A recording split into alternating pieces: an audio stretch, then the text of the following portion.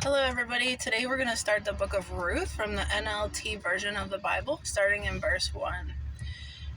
In the days when the judges ruled in Israel, a severe famine came upon the land. So a man from Bethlehem in Judah left his home and went to live in the country of Moab, taking his wife and 2 sons with him. The man's name was Elimelech, and his wife was Naomi. Their 2 sons were Mahlon and Chilion. They were from the tribe of Ephraim, from Bethlehem in the land of Judah. And when they reached Moab, they settled there. Then Elimelech died, and Naomi was left with her 2 sons. The 2 sons married Moabite women. One married a woman named Orpah, and the other a woman named Ruth. But about 10 years later, both Mahlon and Chilion died. This left Naomi alone without her 2 sons or her husband. Then Naomi heard in Moab that the Lord had blessed his people in Judah by giving them good crops again. So Naomi and her daughters-in-law got ready to leave Moab and to return to her homeland.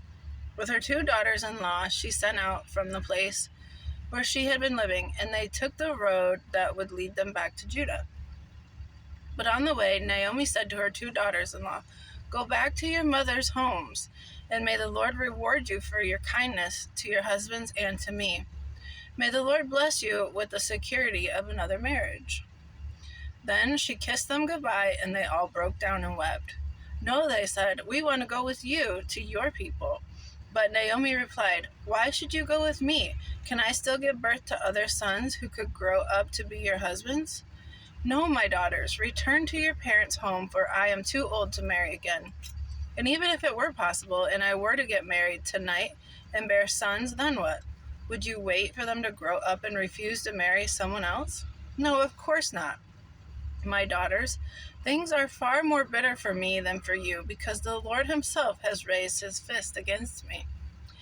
And again they wept together, and Orpah kissed her mother-in-law goodbye.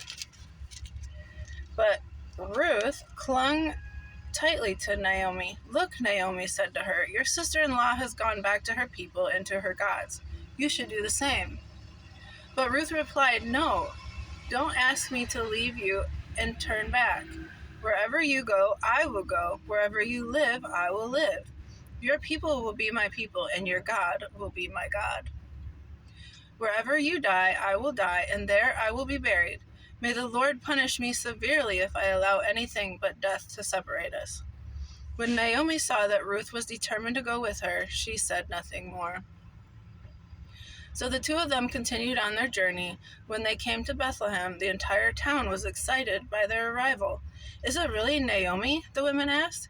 "Don't call me Naomi," she responded. "Instead, call me Mara, for the Almighty has made life very bitter for me. I went away full, but the Lord has brought me home empty. Why call me Naomi when the Lord has caused me to suffer, and the Almighty has sent such tragedy upon me?"